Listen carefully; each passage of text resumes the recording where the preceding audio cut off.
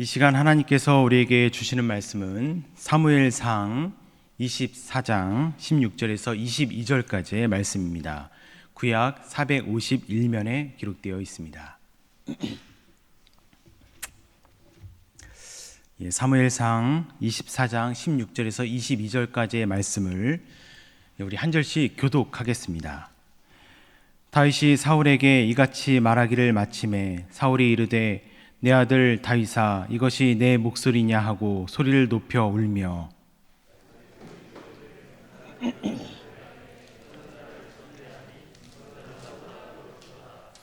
내가 나 선대한 것을 오늘 나타냈나니 여호와께서 나를 내 손에 넘기셨으나 내가 나를 죽이지 아니하였도다.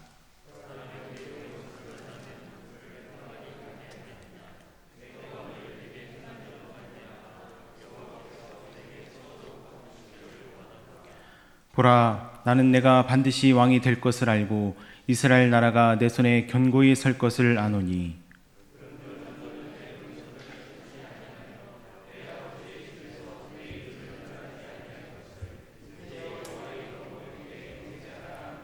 함께 읽겠습니다. 다윗이 사울에게 맹세하매 사울은 집으로 돌아가고 다윗과 그의 사람들은 요새로 올라가니라. 아멘. 기독교 심리학과 관련된 책 중에 재미난 책이 하나 있어서 제가 소개를 해드릴까 합니다. 성경 인물과 심리 분석이라는 책인데요. 어떤 책인지는 이미 감이 오시죠? 이 성경에 등장하는 사람들의 심리를 분석해 놓은 그러한 책입니다. 예전에는 성경을 믿음이냐 아니냐, 선이냐 악이냐 이렇게 구분해서 보았다면 이제는 인간의 심리와 감정을 가지고 성경을 들여다보는 시대가 되었습니다. 사실 그것이 이 시대를 살아가는 우리들의 솔직한 그러한 마음이기도 합니다. 그래서 시간이 되신다면 한 번쯤 읽어보시기를 권해드리겠습니다. 이 성경의 인물들에 대입해서 우리 자신의 이 아픔과 상처의 문제를 생각해 볼 수 있는 그러한 생각하시는 데 큰 도움이 될 것입니다. 여러분, 인간 심리의 관점에서 성경에 등장하는 수많은 인물들의 그 삶을 들여다본다면 어떨까요? 겉으로는 모두 믿음의 선배들, 또 믿음의 가정이지 않습니까? 그런데 그 안에 상처가 얼마나 많고 또 얼마나 많은 가정들이 깨어져 있는지 모릅니다. 한번 떠올려 보십시오. 아담과 이브, 아브라함과 이삭과 야곱, 요셉 모두 상처 입은 사람들입니다. 그 모습을 보면서 저는 솔직하게 자연스럽게 그런 의문이 들었습니다. 하나님께서 왜 당신이 사랑하셨던 그 사람들의 삶 가운데 그러한 아픔과 상처를 남겨두셨을까? 여러분, 성경은 하나님이 전능하신 분이라고 말씀하고 있지 않습니까? 전능하신 그 하나님이 또한 그들을 사랑하셔서 그들을 부르시고 세우시고 또 수많은 약속과 은혜를 주셨습니다. 그런데 그 하나님께서 그들의 근본적인 아픔에 대해서는 왜 속 시원히 해결해 주지 않으신 것일까요? 사실 이것은 우리의 동일한 의문이기도 합니다. 비록 완벽하지는 않지만 우리들도 하나님을 믿고 있습니다. 부족한 시간과 열정을 들여서 우리의 신앙을 열심히 지켜가고 있습니다. 하나님을 신뢰하고 하나님의 도우심을 간절히 구하며 살아가고 있습니다. 그런데 왜 우리 안에는 해결되지 않은 나만의 아픔이 여전한 것입니까? 또 우리 가정에도 사랑하는 아버지, 어머니, 형제, 자매, 심지어 자녀에게까지도 사랑하기 때문에 더 큰 상처를 받고 그렇게 깨어진 마음을 붙잡고 살아가고 있습니다. 그 앞에서 우리의 솔직한 의문이 무엇입니까? 하나님 어찌하여 내 상처를 돌보지 않으십니까? 그것이 우리의 솔직한 의문이고 또 질문입니다. 이 시간이 그 질문에 대해서 우리가 묵상하고 조금이라도 개인적인 해답을 좀 가지고 돌아가시는 그러한 은혜의 시간이 되기를 소망합니다. 깨어진다는 말 앞에서 우리의 가장 처음에 또 가장 솔직한 반응은 두렵다이죠. 두렵다. 나는 내가 깨지는 것이 두렵다. 상처 입는 것이 너무 싫다. 가장 먼저 드는 그리고 가장 솔직한 우리의 반응입니다. 왜 두려울까요? 깨지면 아프기 때문이죠. 깨질 때의 아픔 때문에 우리는 깨지는 것을 너무나 두려워합니다. 그런데 그러함에도 깨져야 하는 것들이 있습니다. 예를 들어서 유정란의 껍데기, 여러분 어떻습니까? 껍데기가 깨져야 그 안에 있는 병아리가 태어날 수 있습니다. 우리는 깨질 때의 고통만 생각하지만 그러나 병아리에게 있어서는 깨지는 것이 축복이죠. 아니, 깨져야만, 깨지는 것만이 사는 길입니다. 껍데기가 깨지는 과정 속에서 병아리에게 고통이라는 것이 있을까요? 물론 우리가 이제 병아리가 되어보지 않았기 때문에 잘 모르지만 깨지는 것은 껍데기이죠. 그래서 고통스러운 것은 껍데기일 것입니다. 반면 병아리에게는 당장의 어떤 고통은 없어 보이죠. 하지만 병아리에게도 분명 어려움과 고통이 있습니다. 제가 궁금해서 찾아보니까 병아리가 껍질을 깨고 나오는 과정을 파각이라고 합니다. 파각이라고 하는데 껍데기에 처음 금이 가고 병아리가 껍데기를 완전히 깨고 나오는 데까지의 그 시간이 짧게는 30분에서 길게는 3일까지 걸린다고 합니다. 우리에게는 짧아 보이는 시간이죠. 하지만 이 닭의 수명이 5년에서 10년인데 한번 생각해 보십시오. 닭에게는 결코 짧은 시간이 아닐 것입니다. 그 기간 동안 병아리는 채 발달하지 않아 연한 그 부리를 가지고 열심히 껍데기를 깨기 위해서 애써야 합니다. 고통당해야 합니다. 병아리, 곧 껍데기 안에 있는 생명에게 있어서 껍데기를 깨는 것은 그냥 몸부림이 아니죠. 살기 위한 몸부림입니다.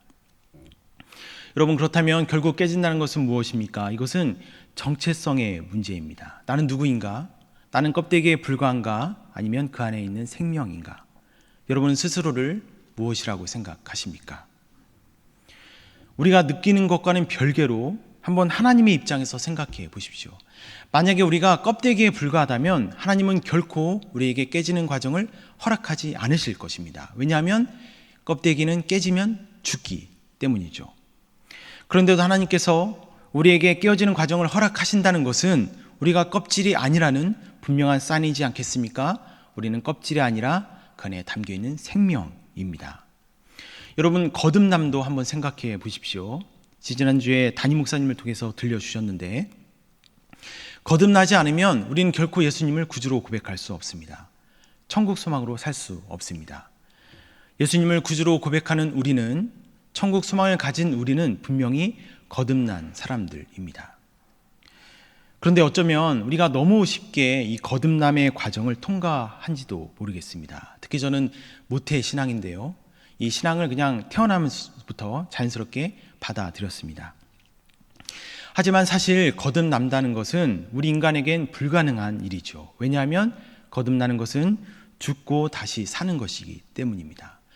여러분, 거듭남은 죽고 다시, 죽은 후에 다시 살아나는 과정입니다. 그래서 침례교에서는 물속에 완전히 들어갔다가 나오는 것으로 이 세례의식을 거행하고 있지 않습니까? 물속에 완전히 들어갔다가 곧 내가 죽고 건짐을 받습니다. 전적인 은혜로 사는 것입니다. 개인적으로 저는 우리가 이 침례를 다시 한번 세례로 받으면 좋겠다. 그렇게 해서라도 우리 안에 있는 죄성이 사라질 수 있다면 그러면 좋겠다, 이런 생각을 가끔 합니다. 이 죽음의 과정을 누가 대신 감당해 주셨습니까? 바로 예수님이 감당하셨습니다. 예수님께서 우리 대신 십자가에서 돌아가셨습니다. 우리는 그 피로 살게 되었습니다.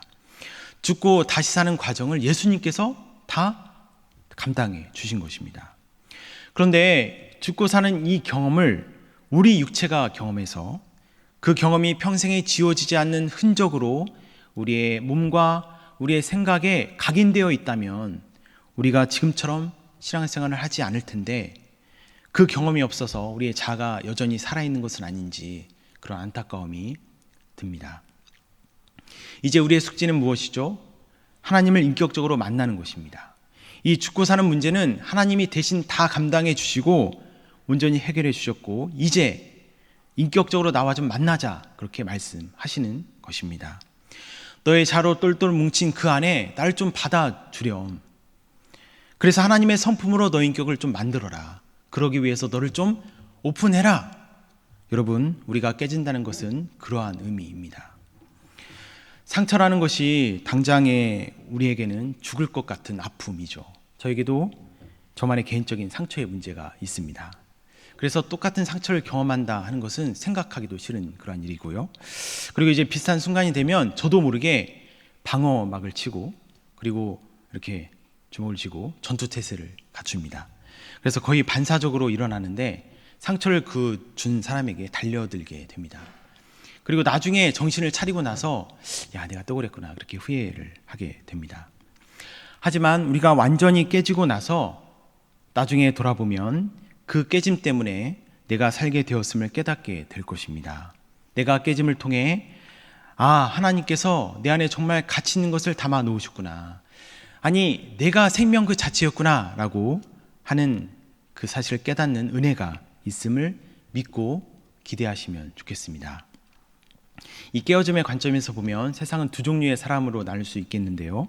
깨진 사람과 깨지지 않은 사람입니다. 깨지다 만 사람, 그런 것은 없습니다. 깨지다 만 사람은 아직 안 깨진 사람입니다. 깨진 사람은 고통스럽지만 이 깨어짐의 과정을 잘 밟은 사람입니다. 하지만 깨지지 않은 사람은 고통스럽다고 그 과정을 자꾸만 회피해온 사람입니다. 물론 그 둘의 운명은 극명하게 갈리겠죠. 오늘 본문의 사울과 다윗이 그 대표적인 인물들입니다. 다윗은 깨어짐의 과정을 철저하게 밟은 사람이었습니다. 하지만 사울은 자꾸 변명하고 회피하면서 결국 깨지지 않은 사람입니다. 여러분, 그들이 어떠한 삶을 살았는지 또 어떤 결과를 맞이했는지는 우리가 알고 있기 때문에 이 시간에는 한 가지 16절의 말씀에 좀 집중해 보면 좋겠습니다. 제가 한번 읽어보겠습니다. 다윗이 사울에게 이같이 말하기를 마침에 사울이 이르되 내 아들 다윗아 이것이 내 목소리냐 하고 소리를 높여 울며. 여러분, 혹시 사울의 마음이 느껴지십니까? 저는 성경에 나오는 수많은 눈물 중에 바로 이 눈물이 가장 진실하고 또 가장 안타까운 눈물이라고 생각합니다. 여러분, 이 눈물이 무엇을 말하고자 하는 것일까요? 물론 다양한 의미가 담겨 있겠지만 이 눈물은 사울의 영혼이 받은 상처 때문에 흘리는 눈물입니다. 단지 육신의 눈물이 아니고요, 또 마음이 우는 것도 아닙니다. 사울의 영혼이 우는 것입니다. 여러분, 우리 영혼이 상처받는다는 사실을 여러분 알고 계시죠? 우리 영혼이 정말 원하는 것이 있습니다. 그것은 아름답게 사는 것, 가치 있게 사는 것, 그리고 선과 악의 갈림길에서 선을 선택하는 것, 어떠한 거짓과 어떠한 교묘함도 없이 순수하게 사랑하고 사랑받으며 사는 것, 그것이 우리 영혼이 바라는 것입니다. 그렇지 않습니까? 그런데 녹록치 않은 인생을 살면서 우리는 수많은 잘못된 선택을 합니다. 우리의 영혼이 정말 원하는 것이 아닌 우리의 죄의 본성이 원하는 것을 선택하며 살 때가 많죠. 그럴 때마다 우리의 영혼은 상처를 입습니다. 영혼이 상처 입을수록 우리의 마음은 딱딱해지고 무감각해지죠. 자기 중심적이 되고 무정해집니다. 사울이 흘린 눈물은 그런 눈물이었습니다. 그런 삶을 절대 원하지 않았던 영혼의 눈물이었고, 그러함에도 그러한 삶을 포기할 수 없었던 육신의 눈물이었습니다. 사도 바울이 했던 탄식 여러분 알고 계시죠? 오라 나는 곤고한 사람이로다. 이 사망의 몸에서 누가 나를 건져내랴. 그런데 사실 이 탄식도 동일한 탄식입니다. 내 영혼은 하나님의 법을 즐거워하지만 죄의 법이 내 본성을 사로잡고 있습니다. 그 가운데 이러지도 못하고 저러지도 못하는 가운데 탄식만 하고 있는 것입니다. 하지만 둘의 탄식은 다릅니다. 왜 다를까요? 사울 왕은 절망 가운데 눈물 흘렸지만 다윗의 눈물은 소망 가운데 흘린 눈물이었기 때문입니다. 서로 다른 이유가 무엇입니까? 바로 그것이 깨진 사람과 깨지지 않은 사람의 차이입니다. 깨지지 않은 사람은 여전히 자신을 붙잡고 있죠. 하지만 깨진 사람은 자신이 깨졌기 때문에 하나님밖에 붙잡을 것이 없습니다. 그래서 누군가에는 절망을, 누군가에는 소망을 주게 되는 것입니다.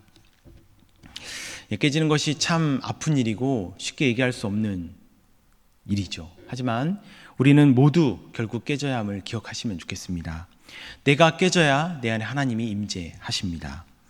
우리는 우리의 열심이라는 것이 우리의 신앙을 만들어 줄 거라고 생각하는데 그것은 착각입니다.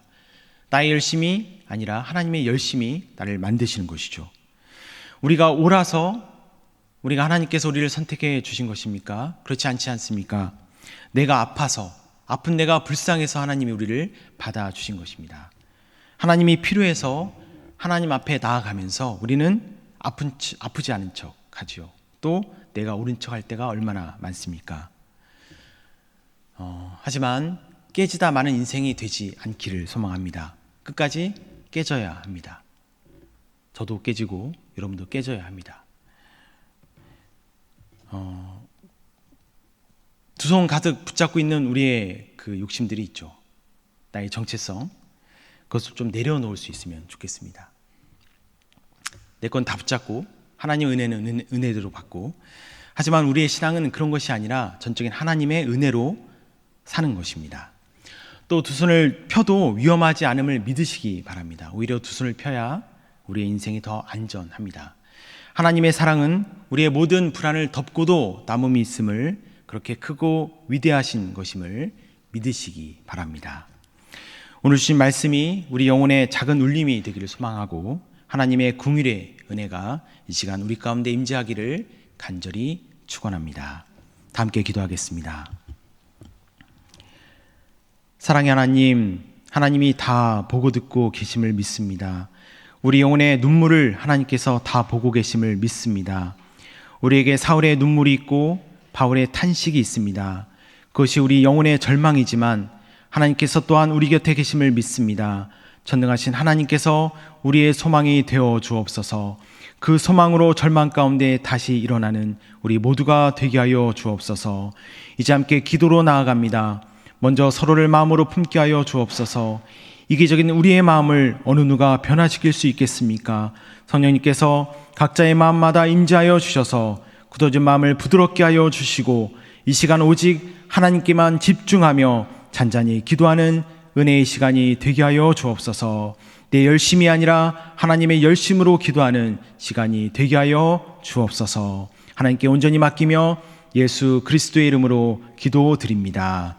아멘.